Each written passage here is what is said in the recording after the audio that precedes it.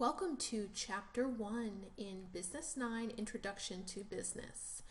This first chapter is all about taking risks, making profit, and how those two go together in today's dynamic business environment. We're going to look at the relationship between profit and risk. We're going to start to dive into entrepreneurship a little bit, analyze the effects of the economic environment, which we'll talk in further detail next week in the economics chapter. We'll also start to look at technology in business, competition, social changes, global challenges, and some past trends. In each chapter, we will look at someone in society that has perhaps changed their path. Many of these examples are from the entertainment world or, musicians, lots of these other areas, and how they came into the world of business. So they utilized their talents in one way, and then they ended up creating all kinds of other profitable businesses. So this one, for example, is Sammy Hagar.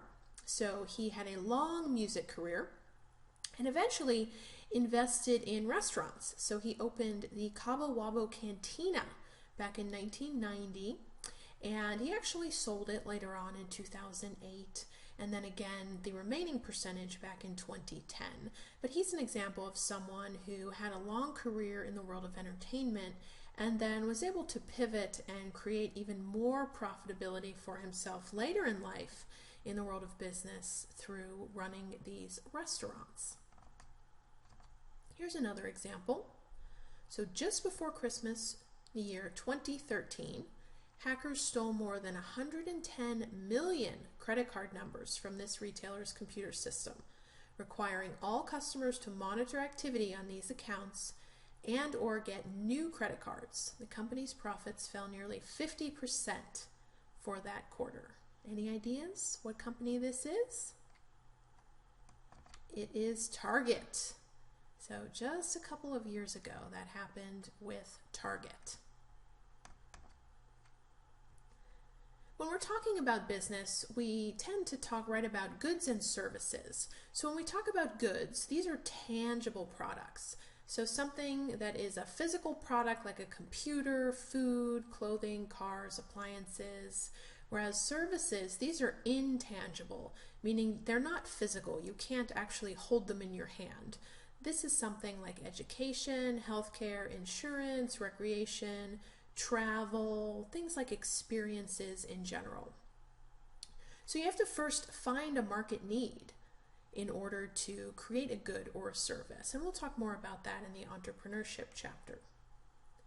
When we say business, we're talking about any activity that seeks to provide goods and services to others while operating at a profit.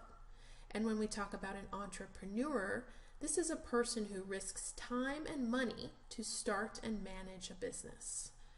And again, success in all of these areas is really based on how do we find a need and then how do we fill it. And again, we'll talk more about that throughout the weeks, especially in the chapter on entrepreneurship. What about money? So revenue, profit, and loss. Revenue, this is the total amount of money a business takes in during a given period by selling goods and services. So whatever it is that they sell, this is the money that they take in. So if they sell computers and they are $100 each and they sell 10 of them, then they made $1,000. So that's the revenue. The profit, on the other hand, this is the amount of money that a business earns above and beyond what it spends. So things like salaries and other expenses. So we bring in that money, then we subtract all of our expenses, things like the salaries, maybe the rent that we paid, maybe the supplies that we had to purchase. And then a loss, this occurs when a business's expenses are more than its revenues. So this is when you are in the red. So this is when you have negative profit. And so this is obviously what we want to avoid. Risk. So when we talk about risk, especially in business, this is the chance that you take of losing time and money when it comes to taking on a business or an idea that may not prove to be profitable, because you never really truly know. right? Until you actually go out and do it. So not all businesses make the same amount of profit, but all businesses take risks. And the more risk you take, potentially you may have more potential for profit. And again, we'll talk about that in a lot more detail in the economics chapter. What about taxes? So how is tax money used? Many ways. So if you look around the community that you live in, could be things like hospitals, schools, libraries, playgrounds, roads, fire protection, police protection, environmental programs, support for people in need. So there are a lot of ways that tax dollars are used within our communities. Standard of living. So these are the amount of goods and services people can buy with the money that they have. And the U.S. has one of the highest standards of living in the world. Workers in other countries may make more money, but prices for products could be higher. So it's not just about the amount of money that you make, it's what can that money actually buy you? How much are, those boxes of cereal in one location versus another? Quality of life. So this is the general well-being of a society in terms of its political freedom, natural environment, education, healthcare, safety, amount of leisure, and rewards that add up to personal satisfaction.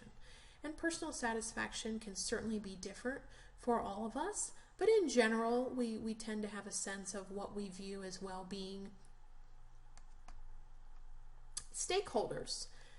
These are all the people who stand to gain or lose by the policies and activities of a business and whose concerns the business needs to address. So who are stakeholders? So if you think about a business, it's going to be your customers, your employees, if you have stockholders or shareholders, your suppliers, your dealers, so anybody who's involved that could gain or lose by that business could be a stakeholder. Also people in the community. Typical U.S. business. So you can see on this wheel, lots of different stakeholders could be involved. Doesn't mean all of them will be in every single business, but depending on the business, you may have any of these different categories be a stakeholder in your organization. Outsourcing and insourcing. So what is the difference between these two terms? Outsourcing is when you contract with other companies, often in other countries, to do some of the firm's functions. Could be production, accounting, manufacturing. Whereas insourcing, this is when foreign companies open offices and factories here in the U.S. A nonprofit organization. This is an organization whose goals do not include making a personal profit for its owners or organizers. Now, that doesn't mean that money is not important in the world of nonprofits. It certainly is vital. It is still a business. And we will talk in more detail about nonprofits throughout the course. The most fundamental difference between nonprofit and for-profit is the reason why they exist. So for-profit companies, they're generally founded to generate income for entrepreneurs, employees, shareholders, while nonprofits are generally founded to serve some type of a cause, some type of a need, perhaps humanitarian, environmental. So it really comes down to the purpose for why the organization existed in the first place. Some well-known nonprofits you may have heard of: United Way, Salvation Army, American Red Cross, American Heart Association, American Cancer Society, and there are hundreds of thousands of nonprofits here in the U.S. Keeping strong employees at nonprofits. So we're going to talk in great detail about management and leadership in the coming weeks, but in general, setting ambitious but realistic goals is very important. Allowing all employees to work with the groups they are serving. So if you're going to work for a nonprofit, you would generally probably have some type of a passion for the cause of that nonprofit. So being able to be involved with the customer or the audience at that nonprofit could be something that's very very important to someone working there. So let them have that interaction. And certainly giving them a break, because nonprofit work can be draining. There is a lot of fundraising involved in order to get the funds needed. So it certainly can be a stressful environment, as with any business.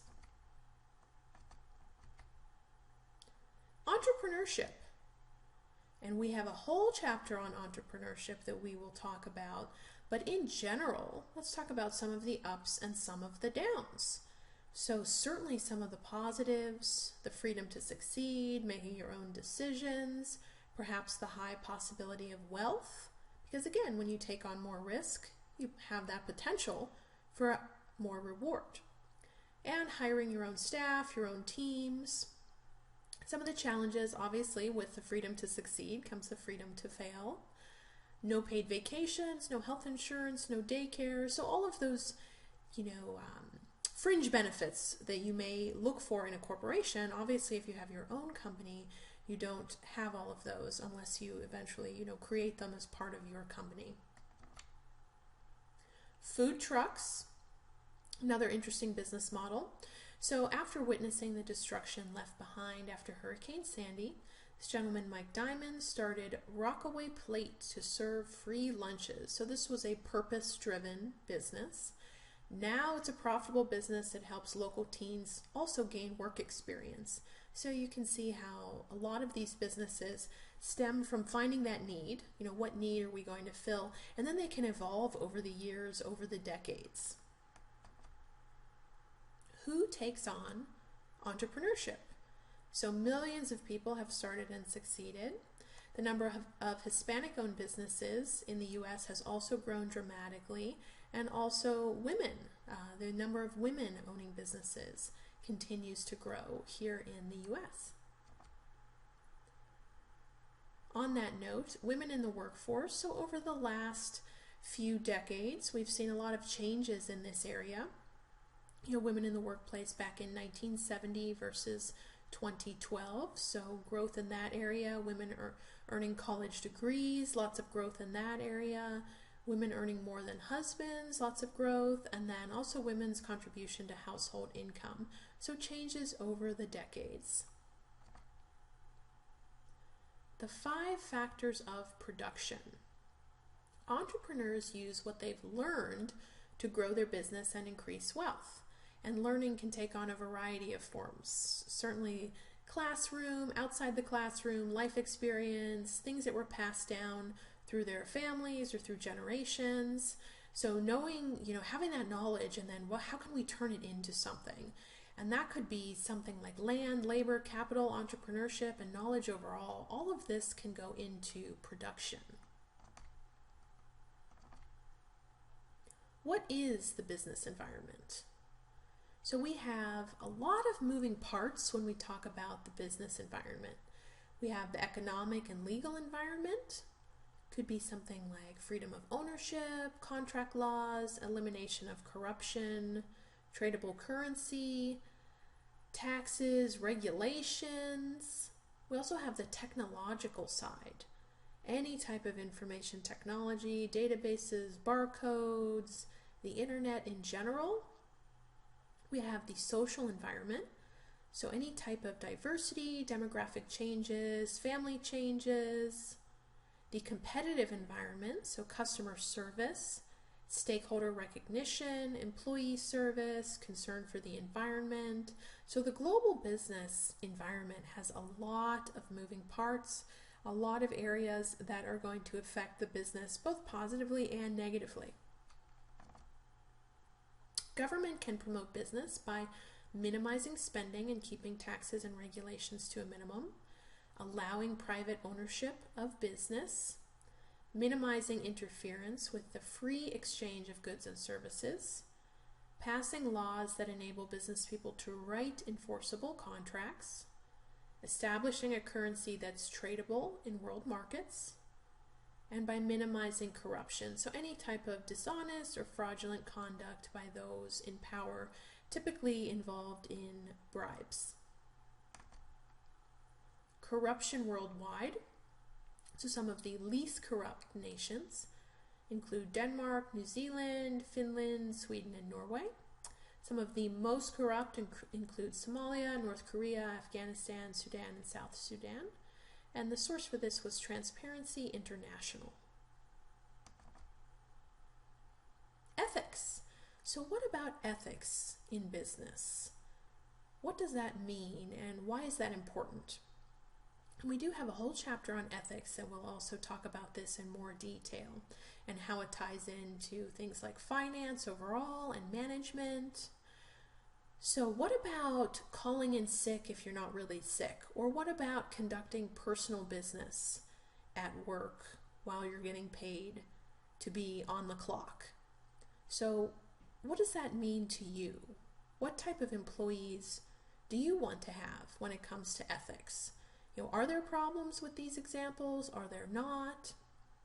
What's ethical? What's not ethical? And the challenge with ethics is it's different for everybody. It's not something that is, written in code like law, where there's, laws that are one way versus another way, and sometimes, oftentimes clear-cut. Ethics can be very much a gray area. And what you could deem ethical, someone else may think is unethical. So it doesn't mean that anybody is, good or bad or right or wrong, but it's really about knowing what are your own ethics and what type of employees do you want? What type of ethics do you want your business to represent? Technology. As we know, so much growth in the world of technology, so many opportunities, very fast paced, and how much it has affected business over the last 20 and 30 years especially. So technology, anything from phones to copy machines, software programs, it all comes down to how can we be more effective, how can we be more efficient, and how can we be more productive. When we say effectiveness, that's producing the desired result. Did we get what we intended to get? Efficiency, this is producing goods and services using the least amount of resources. So how can we produce that with the least amount of resources? So that means we're not overspending when we're producing it. And productivity, the amount of output you generate given the amount of input. So if you're working 40 hours per week, what are you producing? Connecting companies with global freelancers. So the world of freelancing has grown dramatically really over the last decade. So since the Great Recession, freelancers are more important than ever. And freelance employees don't even have to live in the same country as their employers. So if you go to websites such as elance.com, freelancer.com, there are millions and millions of people with talents that they are able to, sell those talents online. And they are known as freelancers. So for example, if you design websites, you could go and have a profile on Elance, and people could pay you to build them websites, and you could potentially live anywhere in the world and have that be, another source of income for you and your business. So that type of a business model is known as being a freelancer, and we'll also talk more about that in the coming weeks. E-commerce, simply the buying and selling of goods online. B2C and B2B, you'll hear these terms a lot in the world of business. So B2C refers to business to consumer. So that would be like if you're going to a store like Walmart and you're buying something there. That is a business selling to you, the ultimate consumer. Whereas B2B is business to business. That would be an example of perhaps a store like Staples selling office supplies to Pasadena City College. As opposed to selling it to an end consumer, it's business to business. Cyber attacks in the world of business. So 80% of cyber attacks involve weak passwords. So since 2012, there has been an 8% increase in malware attacks with an average loss of $92,000. A 125% increase in social media phishing attacks, stealing over $1 billion from businesses. 29% of security breaches are hackers pretending to be you and resetting your passwords. So having strong passwords and keeping them updated regularly is really important for your own security as well as any potential businesses that you have now or in the future. Databases and identity theft. So a database is any electronic storage file for information. Identity theft, this is obtaining someone's personal information for illegal purposes.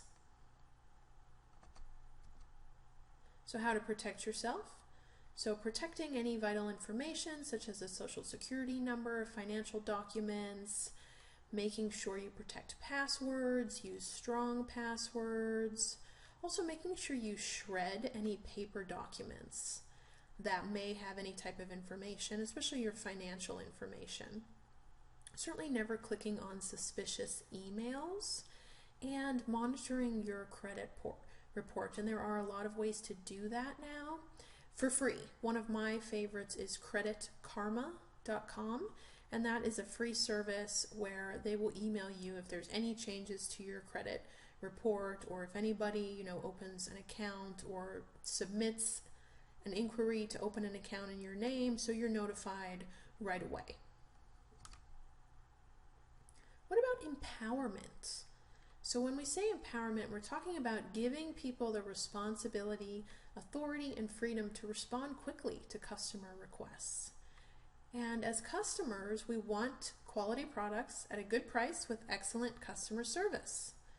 And business is more and more customer driven. So giving frontline employees decision-making power, giving them this sense of empowerment is really important. If you are working at the cash register and you have customers standing in front of you that are upset, or they need help with something, you want to be able to provide that, as opposed to not having the authority to make a decision or to ring up a return or to do something that may be even more minor than that. So being empowered, being able to make decisions. Demography, so the study of population, size, density, characteristics, things like age, race, gender, and income. So the ongoing studies of population, since that affects businesses. Where do you want to open a business? You want to know what type of customers you are looking for, who is going to buy what it is that you are selling, and then where are they located. So that way, if you have a physical store, maybe a grocery store, and you're looking for a specific type of consumer that will appreciate that type of cuisine, you want to be able to do your research and know, okay, well, where are they? Where do they live? And then you can start to narrow down what type of a space that you would get. But first you have to know who is your customer, and then where are they? When we look at age groups, so the US is very much a melting pot with all different age groups. So under 18 being the largest one there in the darker blue. And then you can see the yellow next to it is ages 65 and over. Population changes. So diversity has grown from just recruiting minority and female workers. Population shifts are creating opportunities for some and limiting others. Growth of single-parent households have encouraged businesses to implement programs such as family leave and flex time. So a lot of different changes over the years when it comes to diversity, when it comes to households, when it comes to parents. Another big one is the need for not just daycare but also elder care, since more and more working people also have another generation to care for. They may have small children, but then they also may be caring for their own parents. So there's a lot of changes over the decades, and businesses need to respond to those changes and create solutions and create opportunities. Social Security, so number of workers per retiree. So you can see that a lot of challenges when it comes to Social Security here in the United States over the years, and what the future will hold. So on the note of diversity, we hear the word a lot, but what exactly is it? So according to the Equal Employment Opportunity Commission, also known as the EEOC, if you've heard that term, it basically prohibits laws discriminating against age, disability, genetic information, national origin, pregnancy, race, religion, and sex. Important changes to our global environment. So the growth of global competition. So more and more competition all around the world. Increase of free trade among nations. Development of efficient distribution systems, and we'll talk more about that in the distribution chapter. And of course, advances in communication systems. Increasing costs, so things like wars that can cost upwards of billions of dollars. Tax money can be diverted when these types of challenges arise. Cost of security goes up, cost of insurance goes up.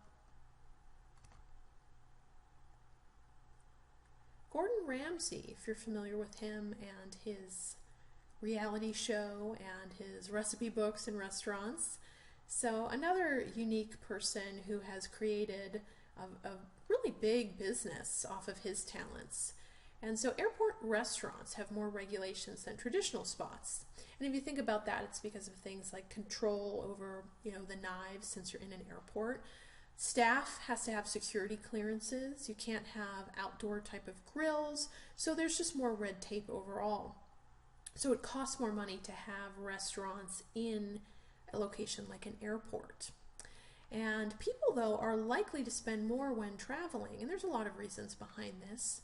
But in general, if you think of if you've ever been in an airport, perhaps during a layover, and you're hungry and you just want to get home, and you're probably less likely to look too much at the prices. You also have less options if you're in an airport. So really capitalizing on the market within an airport. So more gourmet restaurants are actually popping up in airports.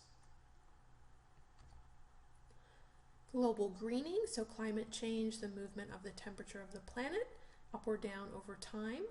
And greening is the trend towards saving energy, producing products that cause less harm to the environment. So a lot of companies have green practices. Really over the last 10-20 years, we've seen more growth in those areas. So companies like GE, Coca-Cola, British Airways, and Shell. So the evolution of business, over 100 years ago, we would be more in that agricultural era, back when it was all about farming. And then we got into manufacturing. So when we started to see things like automobiles being produced, and when coal mines started to pop up. And then from there we went into the service era, and now we're really in the information-based era. So back in the 1800s, the agricultural industry led to all the economic development. But then technology, so the harvester, the cotton gin, made it more efficient. And yes, efficiency is great. In the world of business, we like that word. We like to be more efficient. But then, what effect does that have on the human side? So equipment makes it more efficient. Now they needed fewer farmers. So manufacturing then, that era, around the 19th and 20th centuries, so moving jobs from the farms to the factories.